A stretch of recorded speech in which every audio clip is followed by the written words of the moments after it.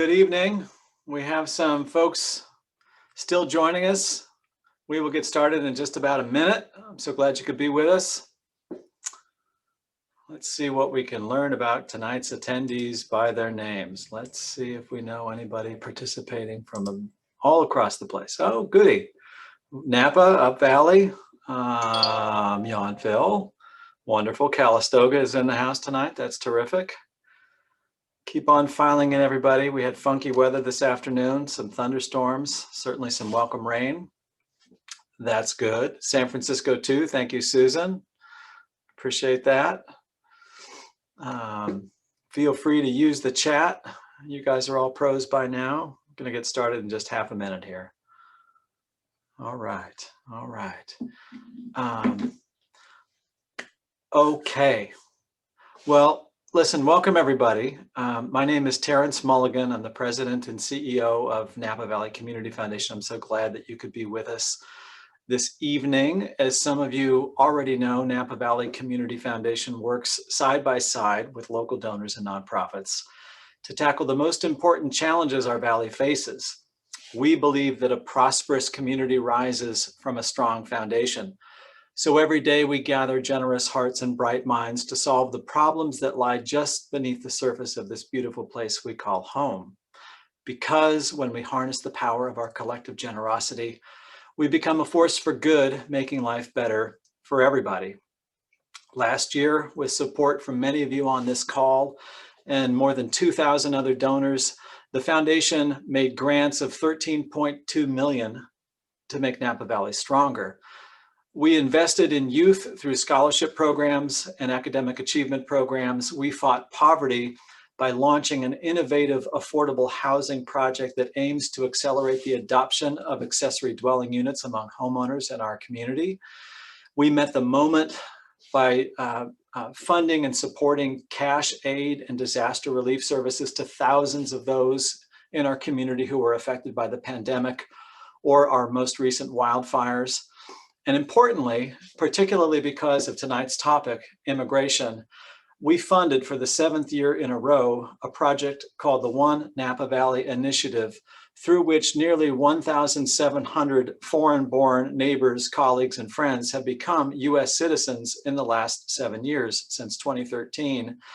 That infrastructure of immigration attorneys, DOJ accredited representatives, and deeply trusted local nonprofits is available to help our immigrant families in a host of ways beyond citizenship as well, including Deferred Action for Childhood Arrivals, which is much in the news, and about which I'm proud to say that more than 1,000 young people brought here as children by their parents have been able to obtain DACA in these years with our support so that they can live here lawfully, have some certainty, remain with their families, and work and go to school. I'm really proud of this work, and I'm deeply grateful to those of you on this call, and you know who you are, who've been supportive of the foundation in doing it. Beyond writing grant checks, which is important, no question, another part of our mission is to try to build a more cohesive and connected community. And one way that we do that is through conversations like this that bring local people together to share views, to talk about the big issues of the day, always with the help of outside subject matter experts, always in an even-handed, apolitical, nonpartisan way, so that we can really address the big issues, even when they're thorny, even when it's healthcare, even when it's immigration, even when it's fake news. I couldn't be more thrilled to welcome our guest this evening, Angelica Salas, who is the Executive Director of the Coalition for Humane Immigrant Rights, or CHIRLA. You've already seen Angelica's biography, so I'm not going to drag you through it line by line, but I will call out just a couple things. First, her team was instrumental in the passage of Deferred Action for Childhood Arrivals. Second, she is a proud graduate of Occidental College in Southern California. And in 2007, at the tender age of 30-something, she was awarded an honorary doctorate for her work on behalf of immigrants, and remains to this day one of the very youngest people so honored by that institution. And last, I'm a lucky guy. I get to travel around in the field of philanthropy and nonprofits. I've been doing this work for 20 years. I've seldom met a person with the kind of gravitas and the tactical and strategic wisdom of a field general, and the heart to continue day after day to advocate for what she believes in. So I'm really thrilled you're here, Angelica. I'm going to give a brief little note about logistics. So by now you should all know that this is being recorded. You should know that as much as I'd love to see your faces, there's 100+ of you here, and that we'll invite you to participate through chat. And if you have questions, please post them in Q&A. We'll do our best to get to them at about 1/2 the hour. So Angelica, thank you so much for joining us. I think we agreed that I would start by posing a question. And here's the first question. It's, tell me about the work of CHIRLA. What do you do and how do you do it? Well, first of all, I have to begin by saying thank you so much, Terence, for inviting me.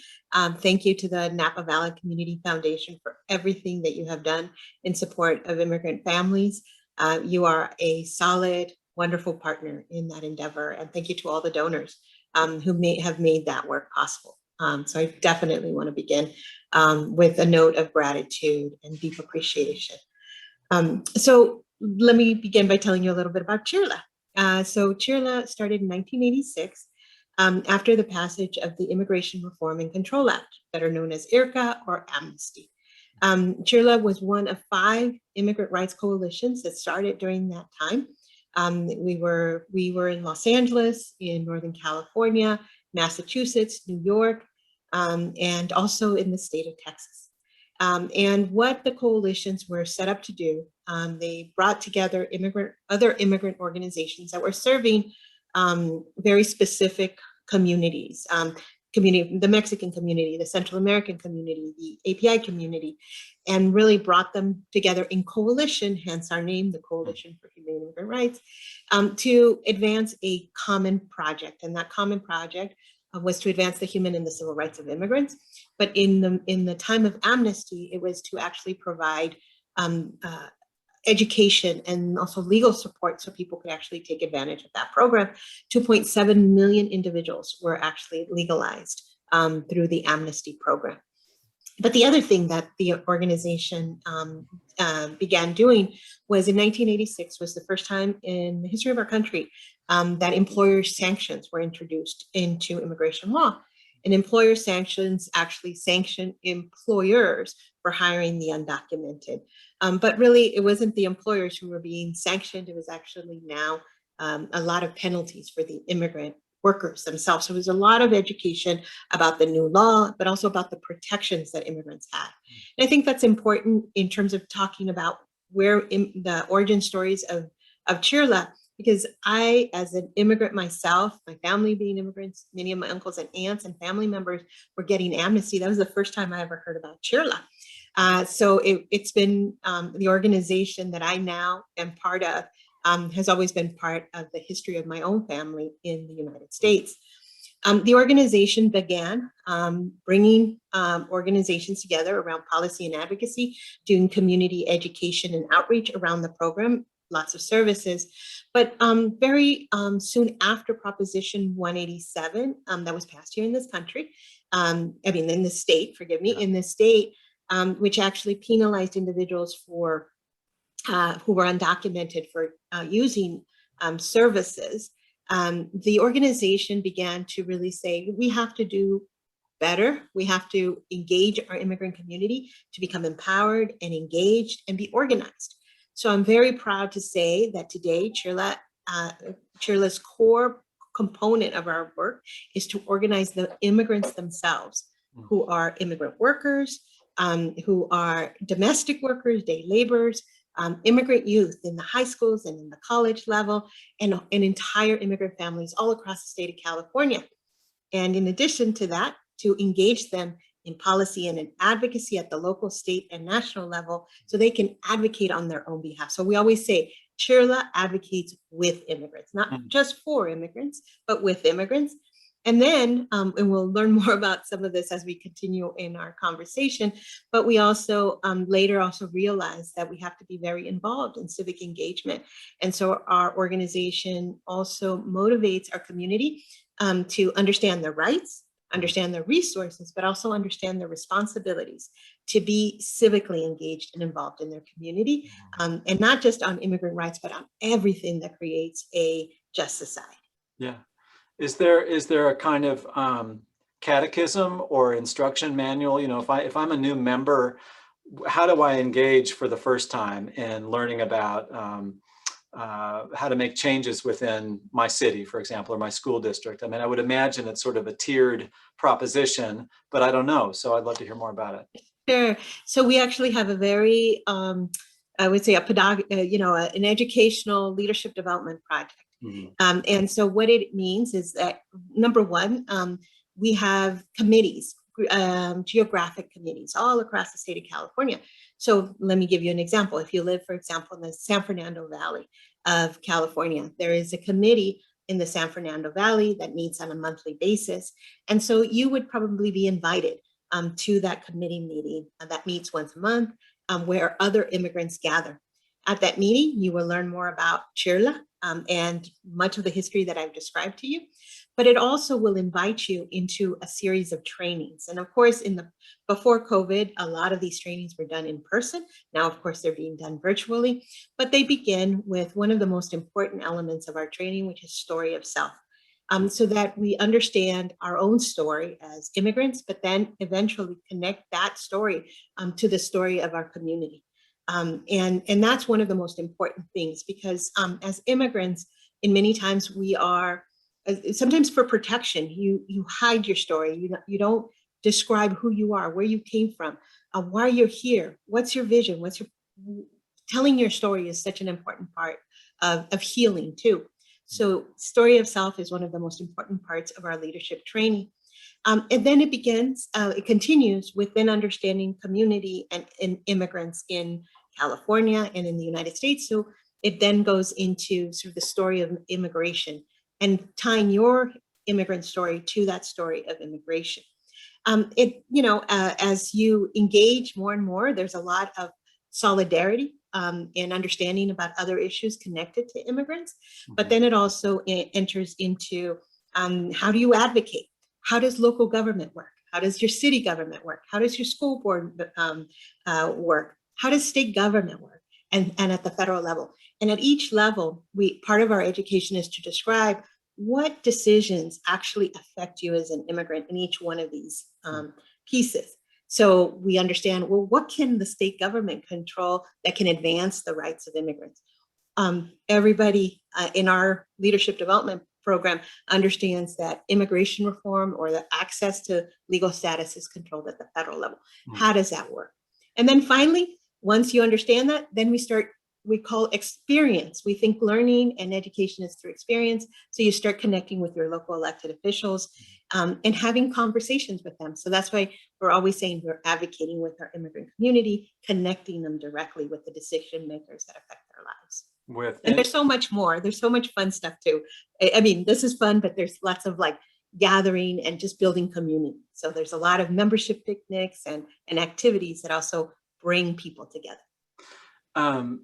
Given the communities that you serve, I imagine this last year has been extremely difficult. And insofar as immigrants are overrepresented in the essential workforce, are overrepresented in key sectors of our economy where people don't have the luxury to type on a keyboard and telecommute to work, et cetera. How has it been to do this work for the last 14 or 15 months in the way that we've all had to try to do it? I would be lying to you if I didn't say to you it's been very difficult and hard. It's been very painful, and it's been painful to see and witness and really walk a very difficult period with our community. Right away, many of our members lost their jobs immediately, and suddenly there was no safety net. They didn't have access to a safety net. They didn't have a way by which to provide for their families, and they depend so much on their work in order to put a roof over their head, feed their families. And many times these families don't have any savings. They don't have anything in terms of supporting them. So just seeing that was very difficult. But then we started seeing the sickness, the death in our communities, and having to talk to our members about the loss of of a wife, of a husband, of a son or a daughter. Then, having to fundraise and connect them to be able to bury their family members because they didn't have, they just didn't have that. So it was very painful. And in our own organization, seeing our own staff pass away because we are part of the same community. I'm very proud to say we're an immigrant rights organization led by immigrants. And but being part of a community means that we're also impacted in that way. But I also want to say, and then that's always the truth with our immigrant community, there's a lot of pain and there's suffering and there's sadness and just so much difficulty. But like always, our immigrant community just moves forward. The people that I work with, helped each other. They began to have these solidarity committees in which whole families would bring together food, just put food packages together, deliver them to people who were sick. We obviously, for CHIRLA, we were one of the organizations that also were able to deliver the cash assistance program for immigrants. So identifying individuals who desperately needed the support. And I just saw an immigrant community that just rallied around each other, but not just around the people that they knew, but really participated in the community to make sure that they were, even in their difficulty, they were there for their fellow members and other people in the community that really desperately needed support. Yeah, I mean, I suspect many people in Napa know, because we have a tradition here of being welcoming of immigrants, and immigrants are overrepresented in our workforce here, that when undocumented people who may have US citizen, US born children fall in hard times and become unemployed, they can't claim unemployment benefits. They can't get FEMA grants when disasters occur, and we've had our fair share of those. And so one of the things that we've done this last year around COVID is to provide rental support to undocumented heads of household who were the workers in our, we're sort of long in wine grapes in hospitality here, and it's a very vibrant thing until a pandemic comes along. And I'm really proud that we've been able to help so many families, but that's just one little piece, and there's the puzzle's so much bigger at a statewide level. Talking about the way that you work with your members, not for, but with your members to advocate at all levels, I wonder if you could tell us a story about, something that you have done in partnership with your members that our audience would be familiar with. Well, I want to share maybe two stories. The first one is right now during COVID, during the COVID pandemic, our members, even in their difficulty, worked very hard to push for inclusion in COVID relief at the state level, access to healthcare, and of course at the federal level also to at least have children included in some of the COVID relief. And they did that even as they were trying to make sure that their families were safe. But one of my favorite stories, and there's so many, but one of my favorite stories is really the fight for driver's license in the state. It was a fight that was really almost 2 decades in the making. But I saw our members who, first of all, they identified the issue. They identified that this was something so important to them, being able to have access to a driver's license so that they could go to work, take their kids to school, take their kids to the hospital and their family members. Also not have to fear being stopped by the police, having their car taken away. This was one of the most important demands and needs that our community had. And so driver's license in the state of California, access to the driver's license was taken away in 1994. And most individuals still had a driver's license who are undocumented, slowly began to lose that driver's license as their driver's license periods expired. And they couldn't renew them anymore. And so it just took our members several governors in which they kept pushing to try to get that driver's license. And what did they do? And these are the kind of sacrifices that I want people to know about. I had members who would work all day as cooks at restaurants, as domestic workers, in almost every, what I would call all sorts of of manual labor jobs. And the only time that they could go to Sacramento would be sort of after their shift. So what we would do is we would get on buses. We would leave at 11 o'clock at night, drive all night until we got to Sacramento around 5 o'clock in the morning. People would sleep on the bus, get, maybe we would get breakfast, which is what we would try to do. And then they would go into Sacramento and then begin to lobby and really to educate legislators about why they needed a driver's license. And then we would finish the morning, have all our meetings, get right back on the bus and get back to, and we would have different stops along the way, all the way from Sacramento, all the way to Los Angeles. But then some folks would continue on to San Diego. And then, they would the next day go right back to work. And some of them would even, and I remember these so many times, some of them would just get off the bus and just go right to work. And so for me, it was that sacrifice. And fast forward, right after number one, we passed the driver's license in 2003. As a result of a recall, that driver's license was rescinded. So it took us another 13 years of that kind of work and mobilizations in the streets and just making sure everybody, understood why driver's license was so important and really making it an issue here in California. It took us 13 years of that. And finally, driver's license was signed.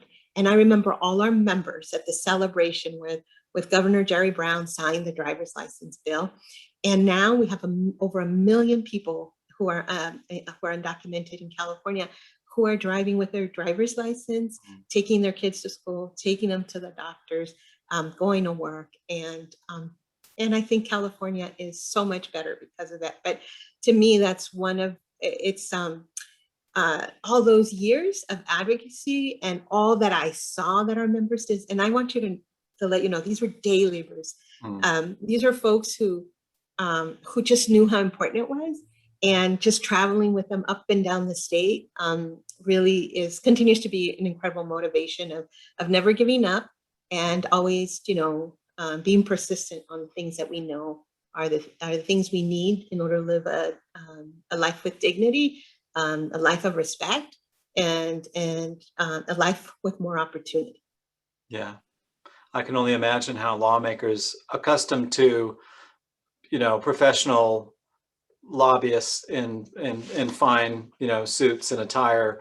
I wonder what it's like for them when real working people turn up en masse at their place. That can't be, this happens every Tuesday at 10 o'clock. That must be something that is arresting and impactful because real people are getting involved in the process. I want to get to talking about policy because you're awful close to what's cooking, but if you'll indulge me, I want to ask my colleague Luce if she would put up our first, let's keep it interactive and keep our audience on our toes poll. Luce, can you put the first poll up real quick? Okay, here it comes. Hope everybody can see that. What percentage of Napa County's residents are foreign born, like my French wife? What percentage of our county's population were born abroad, are immigrants? Go ahead and make your selections and we will post the results promptly. Okay, give you a couple more seconds here. All right, Liz, if it's ready, can you post it back so people can see what they guessed? Interesting. Okay, so the actual answer is 23%, not 43%, which most of you thought. We have fewer immigrants in Napa on a per capita basis than the rest of the state of California, which is about 26%. So that's an interesting thing to observe. Okay, so Washington, D.C., we live in this very divided time. This really, frankly, I worry all the time about where our politics is in this country. I mean, my job is assiduously apolitical, but I fret about the prospects for our country because we seem to be unable to agree on anything, even facts. So you are involved every day in conversations about what may happen and how it may happen, and I'd love to hear what the latest is, what your take is.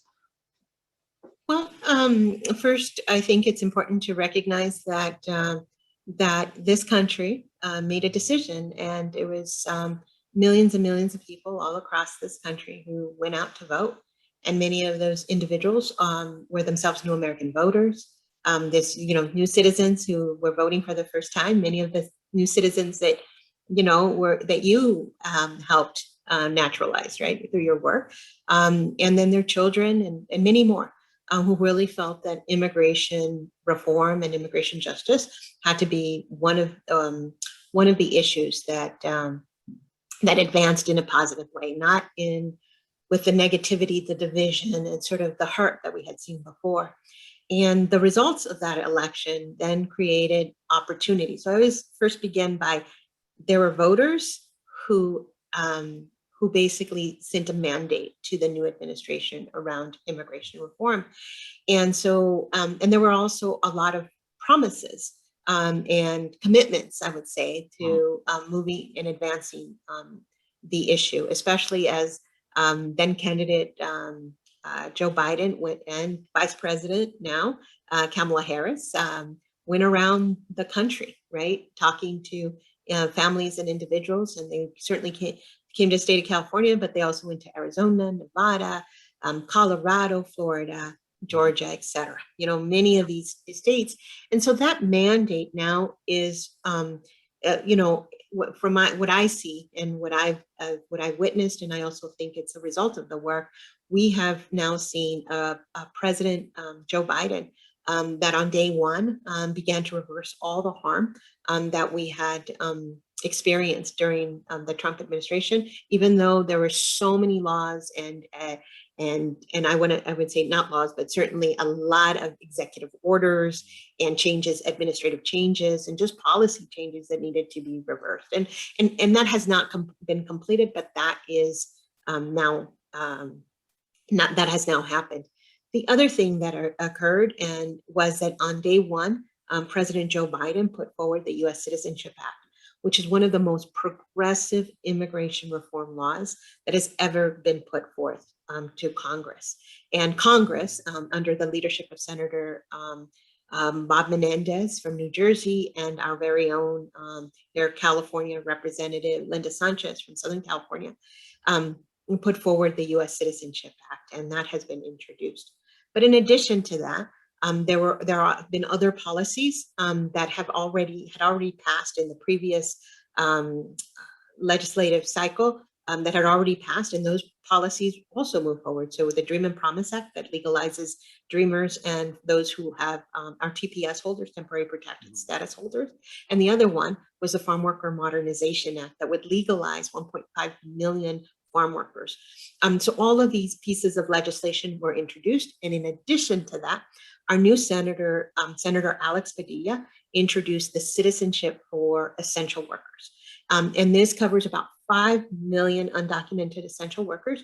These are the workers that were out in the fields, of course, but were also in the hospitals, were working in order for us to be safe, even while they were risking their lives, and they were essential but still deportable. And so what Senator Alex Padilla is trying to do is rectify that and recognize there are many contributions before, but certainly during the pandemic. So all of these proposals were introduced. Now, what has happened in the House of Representatives is that the Dream and Promise Act has been voted favorably out of the House of Representatives in a bipartisan way. And I want to emphasize this. This was passed out of the House with Republican votes. In addition to that, the Farm Worker Modernization Act also got voted out of the House of Representatives in a favorable way. These two proposals are now in the Senate, and we are told by our leadership that the U.S. Citizenship Act and Citizenship for Essential Workers will be voted up, marked up in the following weeks. The idea is to get everything over to the Senate. Now, in the Senate, we have a margin of 50-50. And so what we know at this moment is that in order to pass any legislation out of the Senate, we need those 10 votes. But what we're also seeing is that the Republican leadership at this moment in time, unless there's some changes, and I'm always hopeful, so even in these days, that there could be changes, but at this moment in time, there doesn't seem to be the willingness to work together on this bipartisan solution. So then as a movement, what we are asking the Democratic leadership is to include immigration reform in any must-pass bill. That includes a budget reconciliation or an infrastructure bill that is going to move forward. And that we can make the arguments that that passing immigration reform, passing legalization, any of these bills would actually move forward, not only in the benefit of the individuals who would get the legal status, but that would actually help the nation economically in its recovery. So in these days, our push is to include immigration reform in any reconciliation. And what does that do? What it does, it basically lowers the threshold of votes to 50 with a tiebreaker vote from Vice President Kamala Harris, so we can advance. And what we're saying is we've been working for bipartisan solutions, believe in bipartisan solution, but we also can't wait another 35 years, because the last time that we had legalization was when Shirla was founded 35 years ago. Mm-hmm. We need to have in 2021, finally, we need to have the legalization and a path to citizenship. And so that's where we're at right now. Wow. Lots of movement, lots of engagement from our communities all over the country to make this a reality. I'm going to ask a question that might sound really uninformed, but are there, Republican champions beyond those who in the House voted for the Dream and Promise Act that are national figures that you think could have influence? That are there Senate? Are there, of the 10 votes you need on the Republican side in the Senate? Is there any inkling that there might be, back, what was it, 2008? Feels like 1,000 years ago when we had a bipartisan Senate bill that sadly went nowhere, but I'm just curious to know if there's any prospect. Well, at this moment, we don't see it because, so I've been working, in advancement of immigration reform for several years. I was present many times when I heard Congressman McCain, Senator McCain speak from Arizona.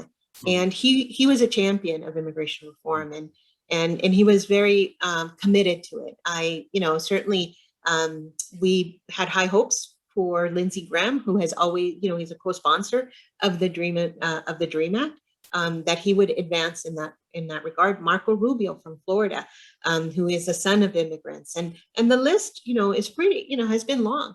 But what we're seeing between the decision of moving immigration reform and sticking with some of the practices and just past actions from past President Donald Trump, we're seeing Republicans choose this other path. Mm-hmm. And so what we still believe is that just because the other side doesn't want to come forward doesn't mean we don't push the other side to try to come forward. So I feel like our duty and our responsibility is to move to advance it. There are some hopeful signs.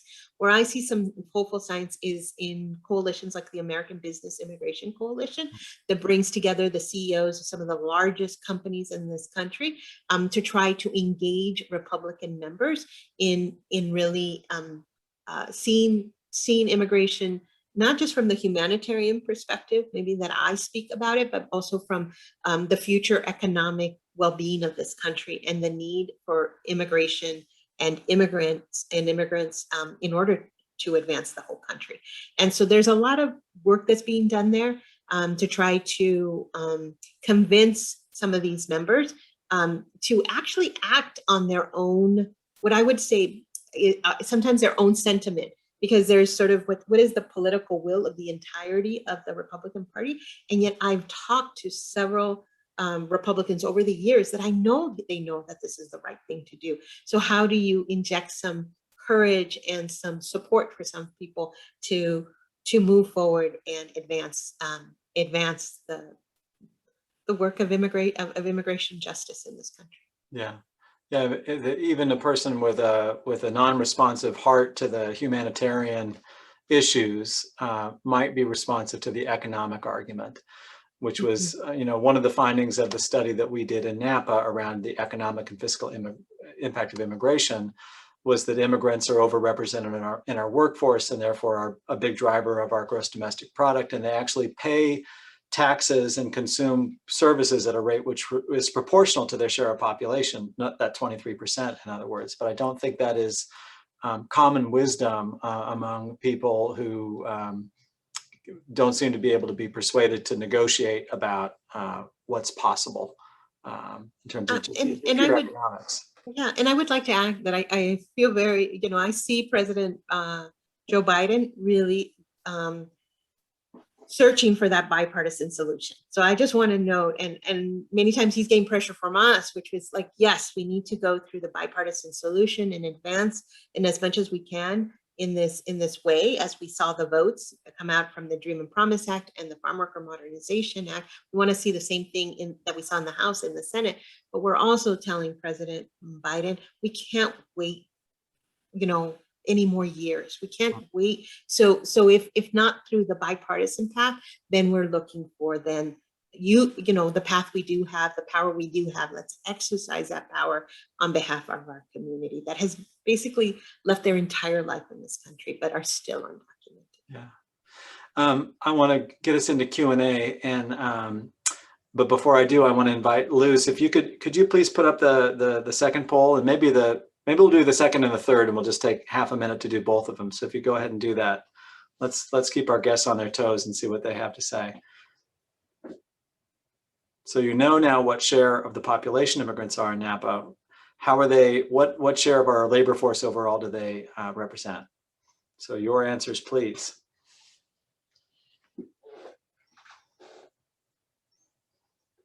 And go ahead, Luz, whenever you think you've got critical mass, and show us what the responses are, please.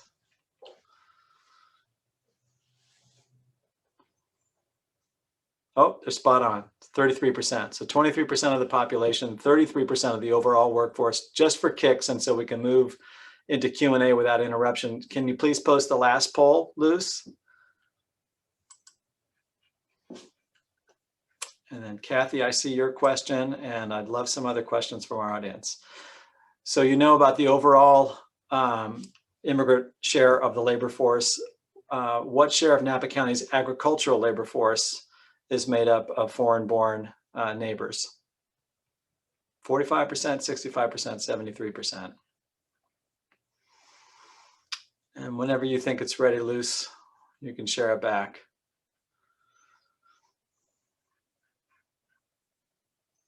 It's a smart crowd here. It is in fact 73%, and it's probably a little more than half in terms of the hospitality sector. So thank you all for participating.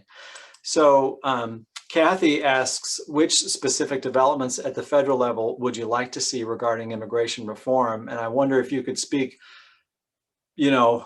more broadly than the idea of simply enabling people to kind of come out of the shadows, because you have such a broad perspective. I know you and I have spoken about some of the other things that are on the wish list. Sure. So the U.S. Citizenship Act actually has most of the things that immigrant rights organizations have been fighting for decades.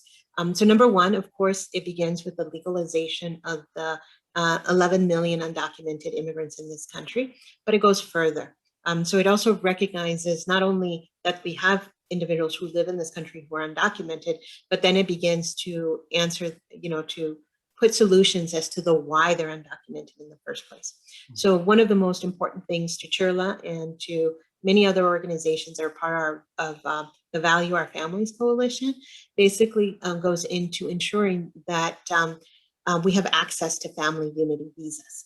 So right now, if you are from Mexico, and you're petitioning your unmarried son or daughter, you would have had to submit that petition in 1998. And today, in 2021, it has finally been approved. If you're from the Philippines, you would have submitted that same paperwork 21 years ago in 2000. And so what is happening is that the family unity system is not working for people from Latin America, Asia, or Africa. And the same, so it's the people from Mexico, from India, China, and the Philippines. Basically family unity is unattainable. So what it would do, it would actually recapture all the unused family unity visas that were not used even in the last 4 years, and would actually increase the amounts of individuals who could actually be reunited with their family. And not only would it increase the amounts, but it would allow for individuals to be together, families to be together, even as their petition is moving forward. Family unity is the cornerstone of our immigration system, but it isn't available to everybody. So this is a fundamental piece for us in moving forward. And so what that would mean is that we wouldn't have families separated by decades and decades waiting in these backlogs. So that's a very important element. And that's why a lot of people come to this country undocumented, to be reunited with family members who don't have a path towards a family petition. The other thing that the the U.S. Citizenship Act would do is it would also ensure that immigrant workers had rights in this country.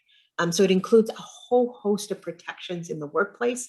Of course, it begins with the legalization of the workforce, but it also understands that workers need protections in the fields, in the factories, and in any place that they're working. And so there's a whole component included in the U.S. Citizenship Act around protections for workers.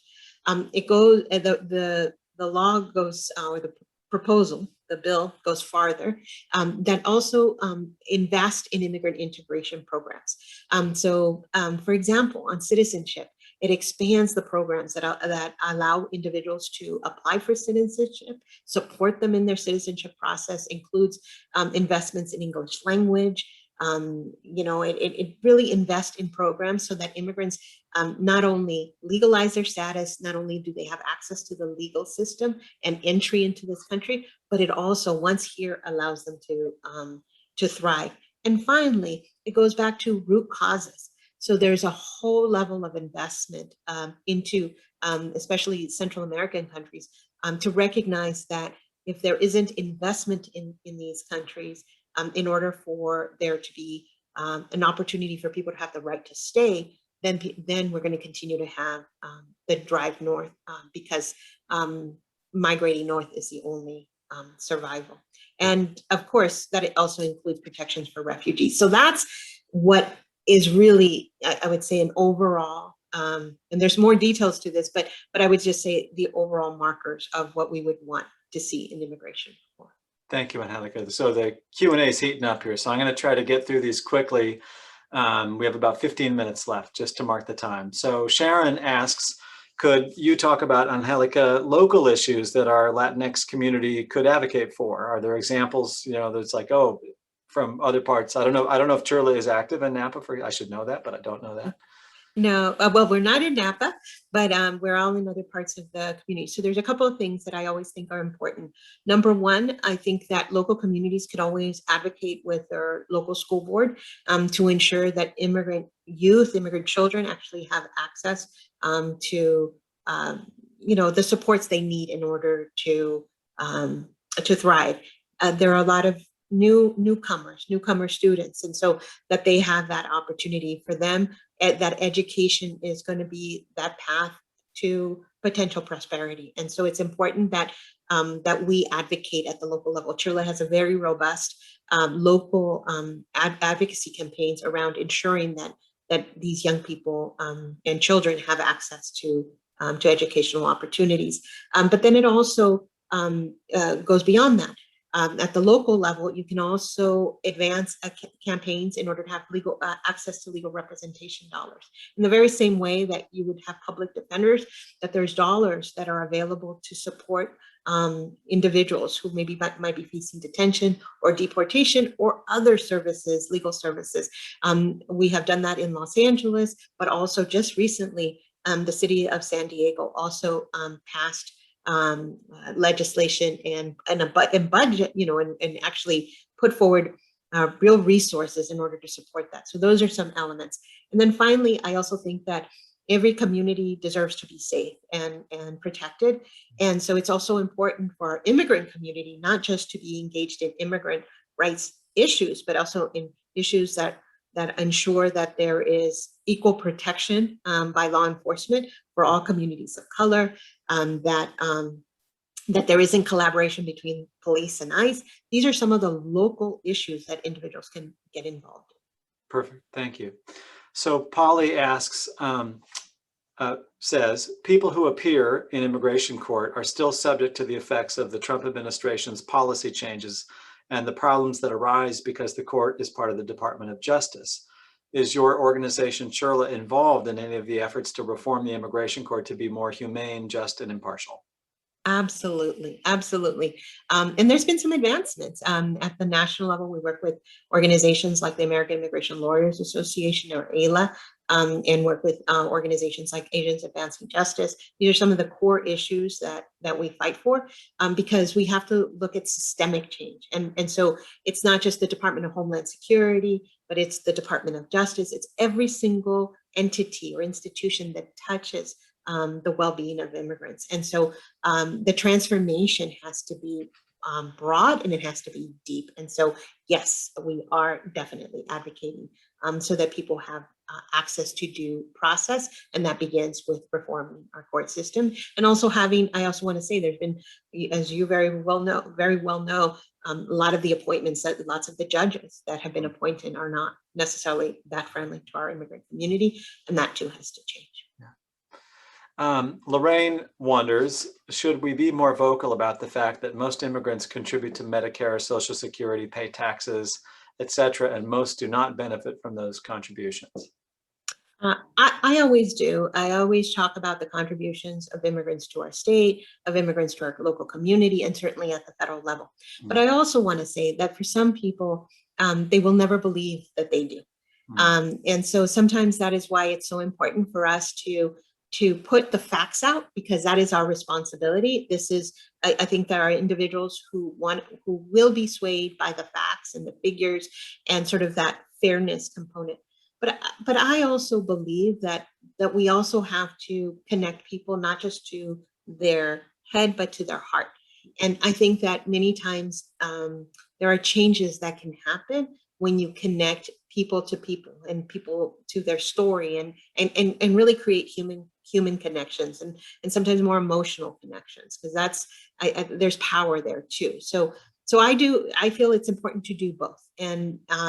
And I just so many times have done presentations where I talk about all the contributions in terms of tax payments, and that most of our undocumented community actually still, does their taxes every year through their individual taxpayer identification number, and that they don't get the services that their own tax dollars pay for. However, I think for some people, they just need to hear and be connected to the people and why they're here. What drove them to migrate, and then also who they are as human beings, the fathers, the mothers, the sons, the daughters that they are, and that they too have the families, and that we have many of the same needs as human beings, and that I think is really important for us to also focus. For sure. So Tom wonders, says, the argument for a path to legalization is compelling for those who have established lives here. But what impact would that have on those who are considering immigrating? Is it realistic to accept all those who want to come? How do you address the sort of slippery slope issue? Well, I always say, I begin by saying most people don't want to come to the United States. I think it's important for people to understand that, and think about your own life. I mean, you build a life, you're rooted, your ancestors, your history. And so most individuals would want to stay in their home country. They are forced to come, and they're forced, out of their homes. And this is, for example, right now in Guatemala, people had their farms, had their lives, and suddenly there was a climate disaster in which from one day to the next, their entire life was destroyed, and they had nothing. And then there wasn't the infrastructure in Guatemala to actually help them in terms of the kind of disaster relief that you, as part of the Napa Valley Community Foundation, put together, the whole community coming together and putting forward assistance to all the victims of wildfires. So just imagine the wildfires, but now here it's hurricanes and just these disasters, and there isn't a community or a government that is able or willing to then provide the aid that people need. So imagine what would have happened if that were the case after the wildfires. No support. So these these families picked up and left. And we have staff in the borders between Mexico and Guatemala and around in Papachula. Wow. And what they saw were people coming with like the last thing they could take and muddy clothes. And this is what we saw. And so what I just want to tell everybody is, yes, if we actually reform our immigration system so that it's fair and more people have access to the legal system, then we're going to have what I would say a flow that is manageable. We can manage that. And if we invest in and have partnerships with our neighboring countries, then people will be able to stay in their home country. I always say, where do most Mexicans live? They live in Mexico, in their country. And it's only when they are forced to migrate that they come to the United States. Yeah, we could spend hours, and it's way above my pay grade, talking about how the foreign policies of our country under, in the Cold War, which was the time of realpolitik, contributed to the very conditions that have required people to leave such desperate conditions. But I'm not going to go there. Yeah. Sandra, thank you for at least mentioning. Like, I'm thinking of Alan Dulles, former Secretary of State, right now. Right. What is CHIRLA's stand on the issue of farm workers on agricultural visas having the right to change their employers? We believe that portability is important. We believe that a good employer is going to be able to, retain its workforce. And so I do think it's important that workers are able to have their visas that are portable so that they can go from from one job to the other during the period in which their temporary worker visa is available. We think it's part of the protection of any workers' rights. And there, of course, with everything, there are certain rules that should be followed. But I think this is very important to us. And I just want to remind everybody that in 2007, during one of the, again, another attempt at bipartisan immigration reform, the guest worker component of the programs included portability, and not only portability of that visa, but the ability for people, for those workers to also bring their families and eventually upgrade to green card holders. There's lots to do, and there's lots of different perspectives on this, but I think portability and upgrading from temporary to legal permanent residence is a must for the rights of workers. Wonderful. So the last question will go to Tracy, who wonders, how big is your budget and how are you funded, and what slices foundations and what slices individual people, some of which might be on this Zoom and be interested in supporting you? Sure. So our organization has grown, especially after we have been able in the state of California to have access to legal services. Our budget is about $11.2 million. About 48% of it is funded by the government, state, local, our county dollars. But then the other component is foundations. And I'm very proud to say that our immigrant members also support our organization. We're very proud to have over 47,000 immigrant dues-paying members who support our organization, especially our advocacy work. And so donations and individual donors are a significant part of our budget every year. That's beautiful. One of the things I love is finding little statistics in my work that are unexpected. And here's one. Foundations in the aggregate gave away, let's say, $35 or $36 billion last year. But remittances to Mexico and South America from hardworking immigrants were like 5 or 6 billion more than that. And it's just an interesting thing to observe the power of that community. Yeah, definitely. Our immigrant community is keeping up whole countries. For some, it's like the number one, part of their gross domestic product. But I also feel like not only are immigrants, supporting home country, but they're supporting our immigrant rights organizations, supporting our state, our local communities with their talent, with their labor, and with their contributions in tax dollars, but also their donations. Wow, and 45,000 members, that's amazing. So I want to give you the last word here. Is there, any message that you'd like to convey to the lovely people who've joined us this evening as it relates to your work or how they might get involved in the things that are important to you? Well, for me, it's keep supporting the Napa Valley Community Foundation, because I think that it's important. We have to understand that immigration and immigrant rights. This is a global phenomena. 270 million people in this world are considered immigrants. Of those, about 80 million have been forcibly displaced from their home, and about 27 million refugees in motion. And so that seems so overwhelming. But when you start acting locally and you start thinking not of those large numbers, but those who are in your community, those who are your neighbors, they're your kids' friends, they are the people that smile at you when you walk into local businesses. And when you start really taking a sense of like, we are each other's keepers. We're the ones who are going to advance, support and advance together. And all of a sudden, I think that everything seems feasible.